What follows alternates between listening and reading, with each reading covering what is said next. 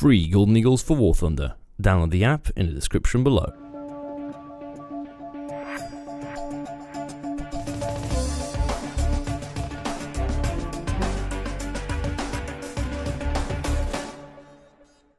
What is up, everybody? Close Air Support God here, and hope you have a fantastic day.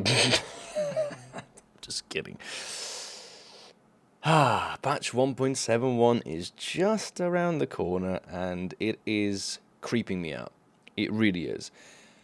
I like close air support. I like killing it, like killing with it, and now it's getting jeopardized. You know, all those long-range rocket snipes, all those splash damages, we're not even hitting the tank. All those memories of, you know, the kill montage, for example, it's all being flared away. And so, I'm determined. I'm determined to figure out what the best lineup would be if rockets got nerfed so badly that we couldn't even use them. And the journey, the quest, led me to believe that this is the finest lineup for close air support in patch 1.71. German 7.0. It might come as a surprise, but it's not. It's not a joke. It's serious. What I've loaded up here is basically 4 tanks, 2 SPA, and 4 aircraft. I've taken the selection of the finest vehicles that are available at these BR, including a gift vehicle and 1 premium. I've taken 2 SPA, I've taken 2 very, very strong tanks, and 2 very, very good flank tanks, and the result at the end was absolutely ludicrous.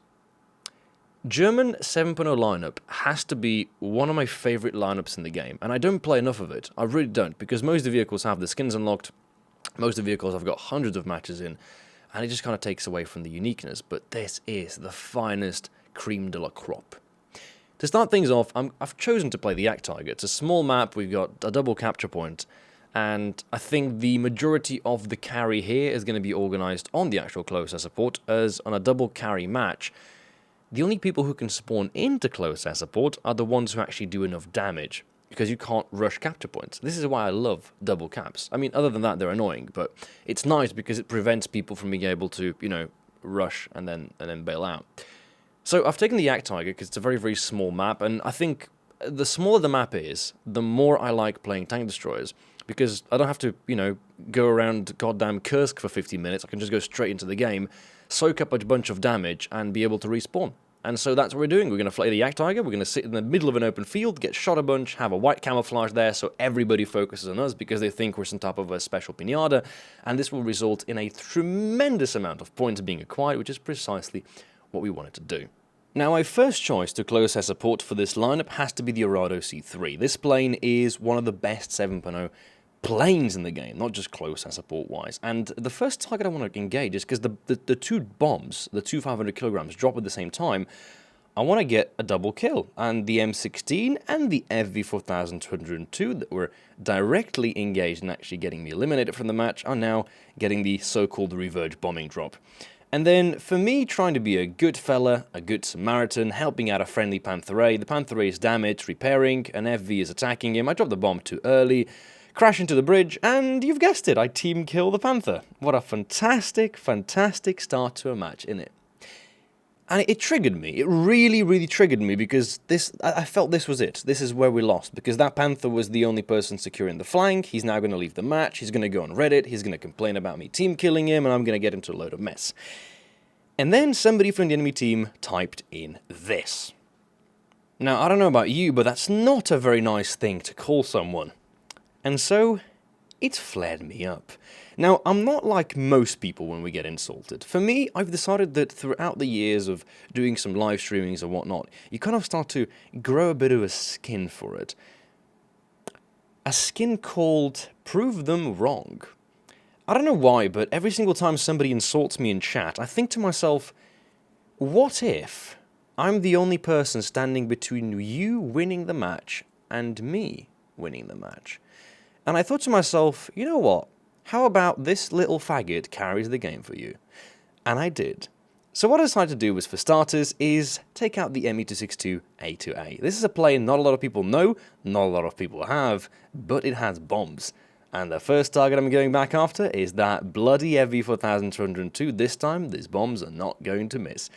Now, luckily for the enemy team, they're all working very well together. So, as soon as I bombed the FV, the Bearcat went head-on with a 262, and as I'm exiting my backward loop, the Typhoon Mark 1B, which is the only other plane in the sky right now capable of eliminating me, and probably a good job to do so, decides to exit the dive straight back into another loop, and basically just baits himself straight up for me. Really, really well played by the enemy team. I guess I had minimum work to do, and I got maximum output. Look at my team. We've got a Sturer email protecting the spawn, we have an RU-251 pushing forward, and we have a Tiger H on the cap.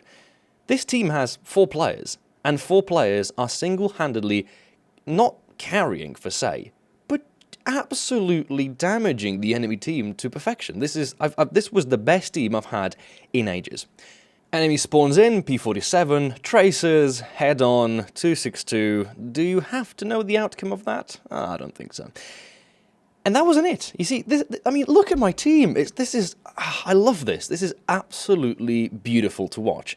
They're suiciding. They're doing just damage. They're not camping.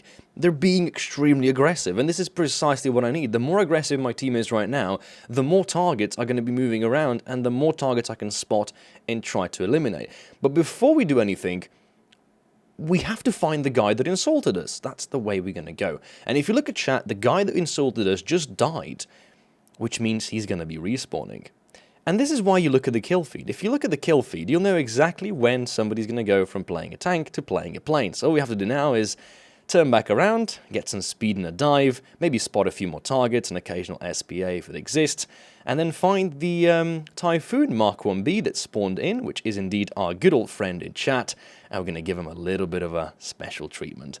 Now, this is a special type of a massage. I've read about it in a few different magazines, and it involves using 2 30mm cannons, and you're trying to massage the enemy pilot through the windscreen.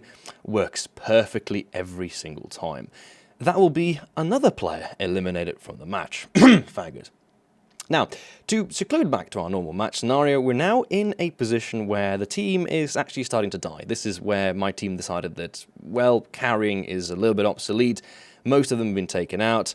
Most of the enemy players are still camping in the back of the map, so we're going to have to do and start to work on a couple of different tactics. So the first thing I'm going to do is, I've got 77 shells left, and I'm looking for an SPA. I want to shoot at something, and I want to crash, because it's time to respawn something else. So I spot myself at T92, and he's positioned on top of a mound, trying to look over Alpha. I'm judging this could be the one player on their team that hasn't actually done any damage yet. So I've got my eye on him because it's an interesting target. And then I'm thinking, going back to base, maybe spotting an SPA. Is there really any point in doing it? There isn't. So we're just going to bail out the plane, and we're going to bring out something a little bit better. We're going to bring out the Orado, but not the C3 this time. The B2 is the one to take. Now, out of the 2 Orados, I absolutely prefer the C3 because it has the fighter capabilities. But between the 2, the B variant can do a little bit of everything. It can bomb enemy planes. There's something that we're not going to be doing in this video because there's not any more planes remaining in the sky. They've already died. What we can do, however, is use its speed and its ridiculous maneuverability to evade enemy aircraft that might be coming in, but essentially delivering our bombs with supreme accuracy. And the first target that I do actually want to engage is indeed that T92 sitting on top of the cliff, because I know where he is. It's an easy first target, and if he hasn't done any damage yet, it means if I kill him, he'll be out of the match with no damage done, which means he's technically eliminated straight back to the hangar. Yeah, there's also a target in the capture point. Tempting solution. I'm thinking, let's drop some bombs on the T92 and then cross over to the A point, but I'm still spotting a bit. If there's any other better targets, I'm going to go for those. And here we go. Our engagement is going down. Nice little flank. Now, I want you to look at this. The bombs jump off the cliff, the tank falls upside down, and the bombs do no damage. Yes, that just happened. But he's flipped. So, yeah, we can forget about him for a bit. That tank is literally flipped upside down off the side of the cliff. Drop my bombs on the enemy, you guessed it, AAA, that didn't bother shooting down planes, because, you know, why would you? If you're in a AAA, might as well just sit in the capture point, look at the ground, look at the grass, rendering, maybe watch a movie. T92 still flipped, and we're going back to base, Quick landing, quick rearming, the Arado B2 gets an air spawn, which means we're straight back to deliver the bombs.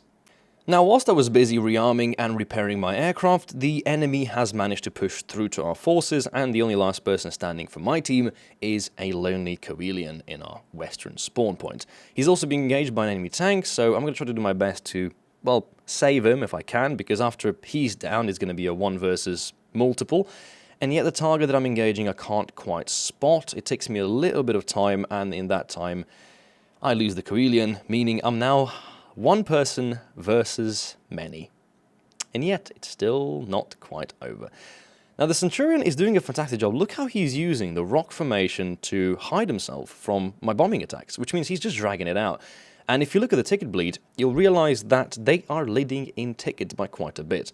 If I translate this to you, I have to kill enough of enemy players to lower the ticket bleed 100 tickets per kill. If I fail to do this in the allocated time, I'm going to lose the game. But I'm still under the effect of being insulted by a person in chat, which means I am very, very tempted to do maximum damage if possible. And then I spot another Centurion or a Charioteer, drop my bomb straight on target, he drives over it, and boom, shakalaka, that will be another kill. Back to base, land, rearm, back to battle, and let's do the same thing over again. And I found this really funny. The enemy team decided that they have to cap Alpha. I'll give you a hint. There's no tanks on the ground. Nobody can cap that capture point. The only thing they've just done is they've just given themselves free spawn points. And this has to be the best part of this game. An FV 4205 dragging the T-92 upside down and then bailing because he doesn't want to get bombed. Now, I'm not stupid. I'm not going to bomb the T-92. He's already dead. There's no point bombing him. All I'm going to do is kill the FV, and then I'm going to try to evade the incoming enemy fighters. Now, if I check the actual ticket position on the bleed right now, I've already won the game. The only thing that I can't afford to do right now is to die more than twice, and I don't think that's going to happen. So there we go, T-92 just bailed out of the game, and there's a few incoming fighters. Now, I thought to myself, I can keep them busy. It's an Arado, they can't really kill me, so I figured I'll just, you know, taunt them a bit. I'll fly up, I'll put some smoke on, I'll be a little bit annoying. They can't kill me unless they've got a 7.0 jet. They simply won't catch up to me unless they can force me into a turn fight, but then again, who's going to go turn fight in the Arado? And now the enemy team decided that, yeah, it's about time that we go cap B point. The only problem is the amount of time left in the match is actually not enough for the amount of tanks they have to cap the B point, which means that they can't physically win the game anymore unless they themselves go and focus on killing me. And just because I wanted to get an extra kill out of this match, I decided to give the Typhoon the kill, because that is, after all, one of those FV drivers that went for the capture point. I respawned the M262A1A. I've got plenty of spawn points to spawn for days. And what do? Well, I go in for the extra 2 kills. There's a Typhoon, there's a Spitfire. That means 2 extra kills I can get as an outcome to this match. And after the rollercoaster that this match itself was, I think I might as well take them. Again, this match is won. All I have to do at this point would be to either spawn a tank and not die, but that would be a risky tactic. If I wanted to be a prick, I would spawn a plane and just not get killed, fly around for a bit. But because I'm an aggressive player and I see 2 extra planes, boom, let's go for the Typhoon. Go out of a nice little dive here. We've got a total speed of about 750 kph.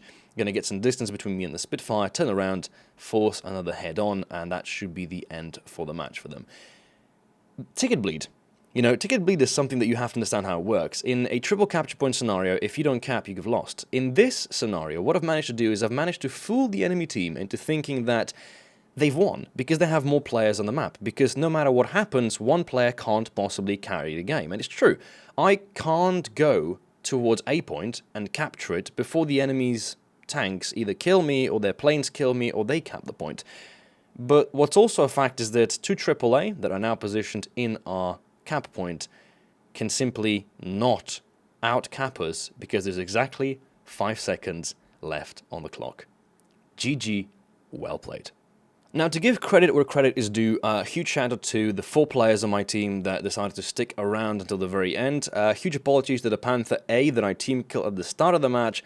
And great thank you to whichever the player it was that insulted me in chat, because it gave me the strength to actually pull through this match, where likely I may have even just left it after that initial failure in the Orado. Overall, I feel glad that I went back and actually tested out some of these lineups. The 7.01 was indeed a nice kind of rediscovery. Now, whether this lineup is actually going to be the best for the new patch, I can't guarantee. There's a very high chance I could in fact be wrong, but if I had to bet on something, this is what I put my bets on, because if anything isn't going to change, it's going to be this lineup.